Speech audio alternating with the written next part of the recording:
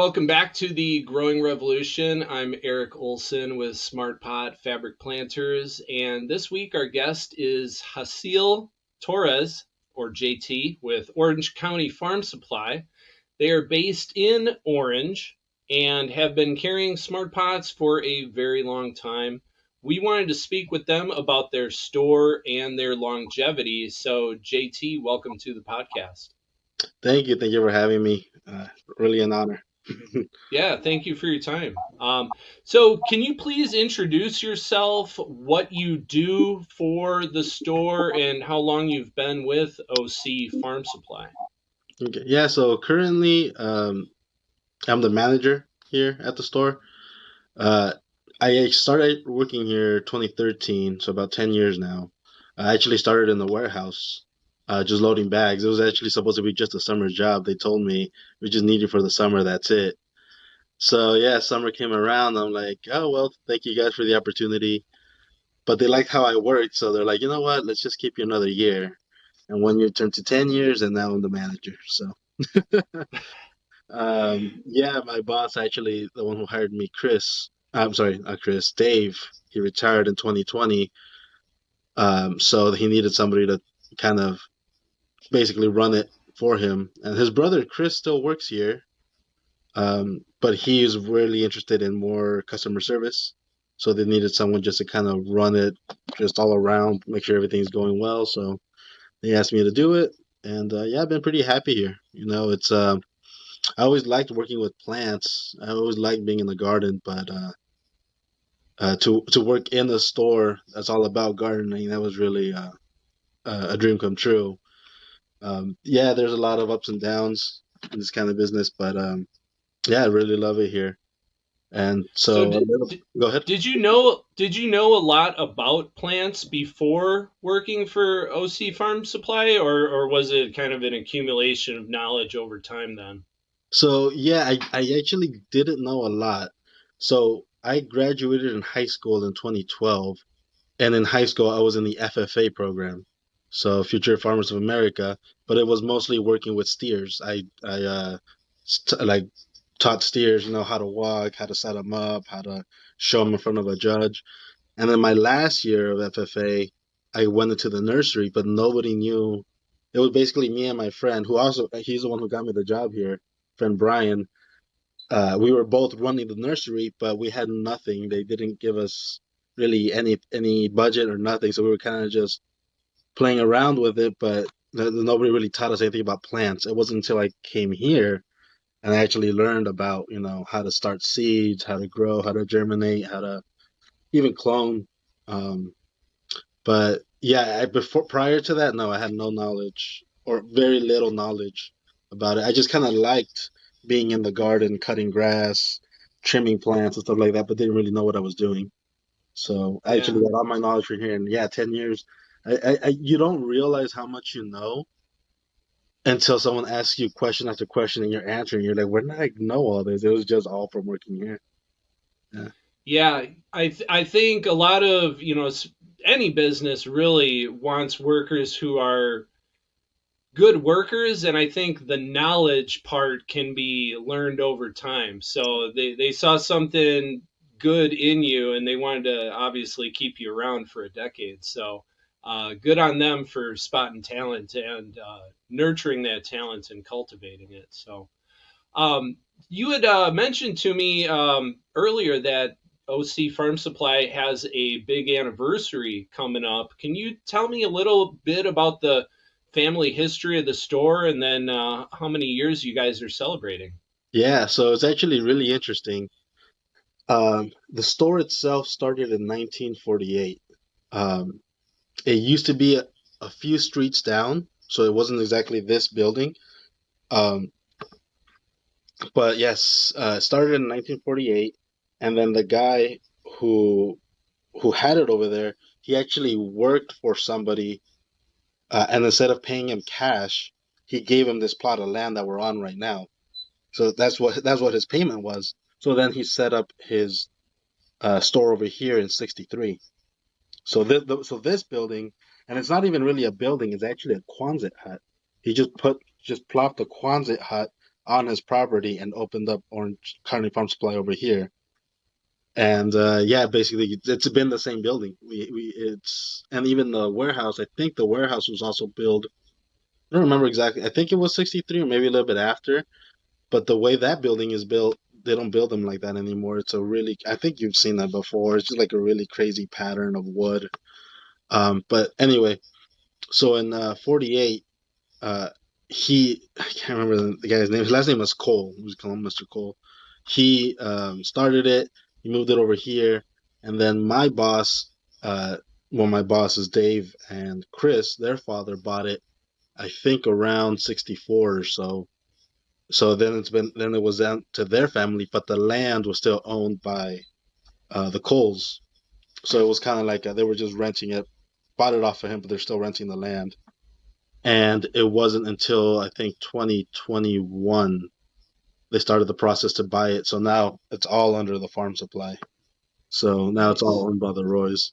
So yeah, and my boss's father, he was in the World War II. He was a pilot actually, and so after the war, he came over here, started working for Cole, and yeah, that's how they ended up with it, and they've been running it ever since successfully. I would say they saw the gas crisis, they saw the assassination of Kennedy. I mean, they went through all the greatest through the 2008 recession. They went through all that stuff, Don't and then forget COVID. through COVID now, yeah, they've seen basically crazy things here. Yeah, Um, yeah. but yeah, it was just amazing. So it was really an honor for me when they asked me to manage it because they have family, they have other people, but they thought that I could do the best job for it. So yeah, do I Well, think and sometimes family conflicts in business can, I don't know, be an issue too. So I can see why they chose you to run the ship. yeah. Uh, you guys are in a really popular spot right in the city of Orange. You have a lot of traffic, but still not too far away. There's big box store competition. So how does OC Farm Supply differentiate themselves from that competition? Honestly, more than anything, it's customer service. When you go into, I'm not gonna say they don't have good people there from time to time, but it's hard to maintain quality when you have a huge chain of stores trying to get experts in every one of those fields. It's hard, right? And here, all we do is gardening, all we do is landscaping.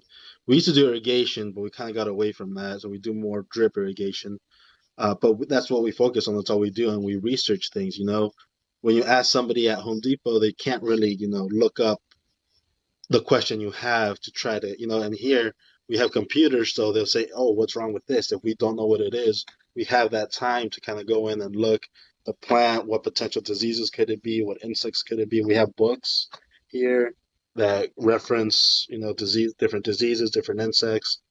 And I mean, it's just a Chris. You met Chris. He's a wealth of knowledge. This is the only job he's ever had. So he's had all that accumulated knowledge of like 50 years working here that he helps us out a lot too with that. Yep, So yep, it's hard to find another place where you can just go and they can just answer your question like a that hundred for percent. free too. All we ask is we wouldn't really ask anything. People come in all the time asking questions and just leave, but that's what we're known for is for the customer service.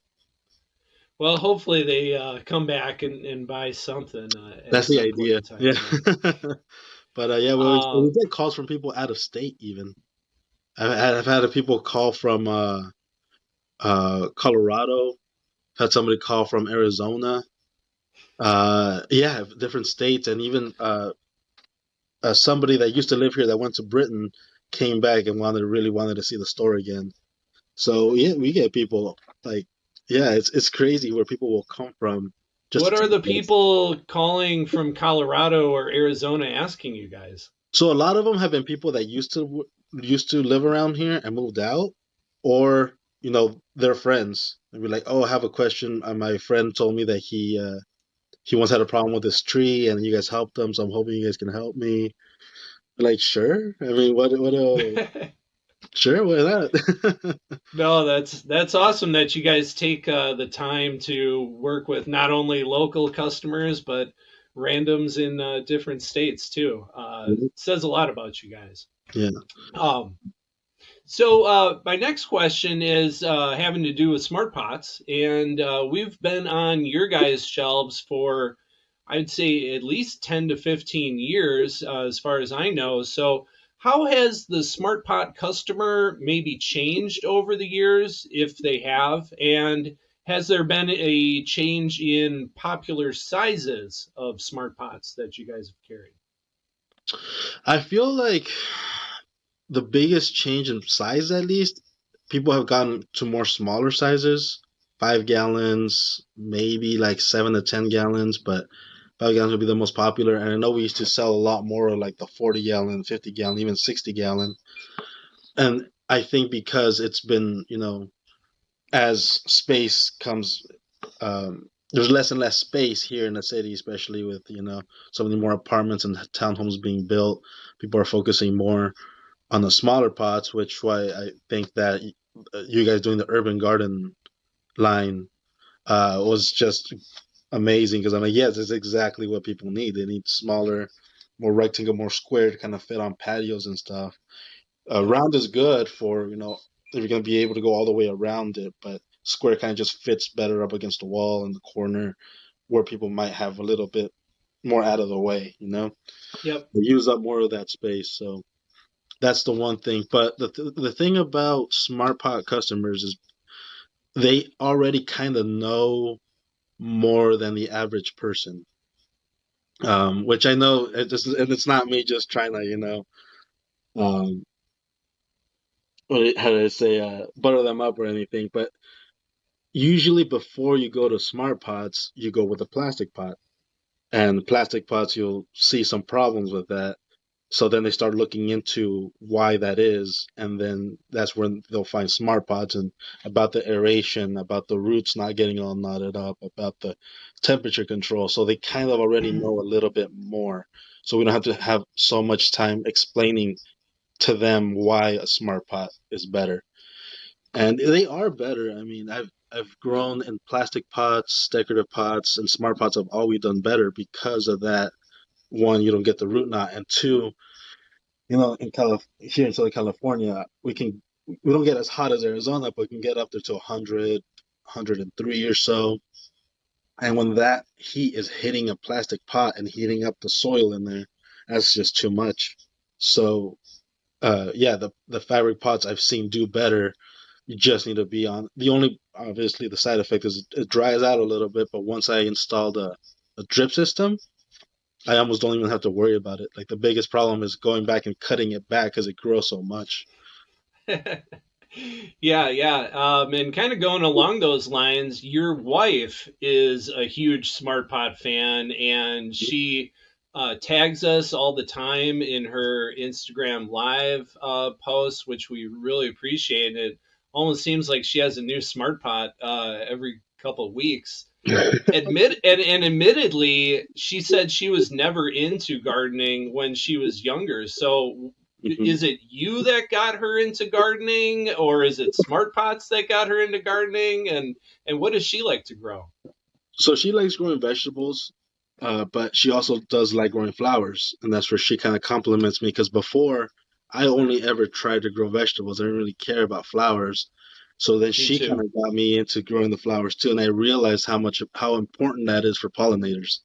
Like you Mm-hmm. don't, I didn't, it didn't really hit me until her and I started growing together that I was like, you know what, we growing flowers is part of growing vegetables. You do want those, and the biggest effect that I think our orange tree, because we have an orange tree in the ground, but there's not that many bees because it's a mobile home park. There's not that much flowers, but we had some cabbages growing in smart pots, and we let them go to flower, and our whole garden was flooded with bees because that brought that in, and that was kind of her because I would never do that. I would never let a cabbage go to flower because you're just wasting the cabbage. But she did help me. kind of see how that symbiotic relationship does help. So, but her, yeah, she was never into gardening. She was never into outdoors, anything. She was a city girl. She uh, liked going out to eat and, you know, just going out basically, not really doing anything at home. And as I kind of started doing it, she kind of helped me, and she kind of, it's just such a good feeling when you grow something from seed or from starter and see how big it gets. And then so I think what first got her into smart pots was the colored smart pots, the purple and the, yeah, she really liked that. She really liked the way it looks. So that's, I think, where she was trying it first. And then she saw how much better they were at growing in general. So she just kind of filled. And I already had a few smart pots, I think, by that point. Um, but that's where she wanted just to kind of keep it going. And the thing is, it's really hard for me to maintain a garden, work full time, and be with the girls. So she helped me out, and she realized how fun that was, and how much the girls loved it, and how much just as a family, it was a good family thing to do. She she just kind of fell in love with it. And not just that, Yeah. I mean, I think she did a post. I think you guys saw it too, where she was like, "I'm into Star Wars now. I'm into gardening. I'm into all this crazy stuff that I never thought um that she thought she was gonna be into." But yeah, it was just an evolution of just slowly learning new things and realizing how therapeutic it is too. Yeah, yeah, yeah, absolutely. It sounds like you're rubbing off on her in all the right ways. So, Yeah. yeah, keep that up. Yeah, and we love her posts and like how she gets the girls involved too. And I'm a firm believer that gardening is one of the best things that we could teach our kids. hmm It keeps them out of trouble, gives them knowledge for the future. You Oh yeah. teach a man to fish, and he doesn't, have to buy it at the market. So Yeah, I awesome. did. I think she posted it too. But I we were growing potatoes in a little, probably like a 10-gallon, maybe 7-gallon. And so they were ready to harvest. So I had my daughters come out and do it, and they were so excited. They're like screaming, "Oh my God, potatoes!" Just digging in there, digging out the potatoes, and to them it was like one of the most amazing things. And it's just, uh, honestly, it's just such a great thing for them to learn because they also kind of learn biology. They're learning about bugs, about butterflies, and we try to take them to all these like earthly events and stuff like that, and they can kind of make the connections between the plants and the bugs and their ecosystem. And they're so small, but they can already appreciate nature and growing your own food. And that's the thing, they don't really like vegetables, but when they grow their own food they will definitely eat it, which is really crazy to me. Well, I think homegrown veggies often taste a lot better than what we buy in the supermarket. So it Oh, absolutely makes sense that they would be all about the homegrown. oh yeah, they're very picky, and they love homegrown stuff. They will not. Sometimes they won't even touch it if it's something that we bought from the store. But Well, you, homegrown, you gotta you gotta tell them like, oh yeah, this is a homegrown hamburger. yeah. No, I'm just kidding. Don't lie to your kids; they can tell. So my last question is kind of getting back into OC Farm Supply. What do you love about working there? Uh, just honestly, when you help somebody that has a problem with a plant or something and are able to solve their problem, sometimes even with such a simple solution as an expensive product, or sometimes not even a product, sometimes just tell them to stop watering and they come back and tell you it works. It's just such a good feeling to know you help someone, and I think that's why this store is still here, because we genuinely want to help people garden and get people into gardening. And uh and it's kind of counterintuitive to how a business works, but sometimes people will say like, "Oh, I want to start this huge bed of all these vegetables and be like self-sustaining." I will tell them we could sell you all that, but honestly, start small. Get a few pots, get a few plants, try small. Because we also know that if someone buys a lot of stuff and it doesn't work out the way they think it's going to, they'll burn out right away and just leave. So we'll tell people, just try a few things here and there. I know it might seem like not enough, but as you grow, um, it'll eventually become a big task, a big hobby. Um, and that's because we want people to really grow their own food and just help nature and our ecosystem in general. Because the more people that plant, the more people that garden, the less you're, buying from the stores, the less you're wasting. Little things here and there that can overall help everybody. And that's what we're Yeah. trying to do. Yeah, yeah. The more healthy foods we eat, the healthier we are. You Hmm. are what you eat. Well, you guys have been at it for 75 years, and hopefully, God willing, 75 more. Where can people find OC Farm Supply on social media to follow y'all? So we have Instagram. That's probably our most used one. At OC Farm Supply. That's simple. And then we have a Facebook too. I think it's also at OC Farm Supply. That's kind of the two we use the most. We do have a website, ocfarmsupply.com, and it has all our social medias on there. And um, and then also we also post information on the website too, so you kind of want to see. And it has all our phone number too. Calling us is a little difficult because we're a little short-handed sometimes, and we're really busy helping people. So, but emailing us is always um, the best option. So we will get back to you if you email us at ocfarmsupply at gmail.com. So Yeah, and if you're in the area, just stop on by. Even if you have to wait for one customer to get their questions answered, between you or the other staff there, you guys are all very knowledgeable, and I always love going in there. You guys do a great job for having kind of a smaller showroom. You do a great job of carrying what people need to get the job done, smart pots included. So on that note, JT, thank you so much for being a Smart Pot supporter and for joining us on the podcast here. yeah, no, thank you for having me. Anytime you guys need anything, let me know. I'm glad to be here. Thank you so much.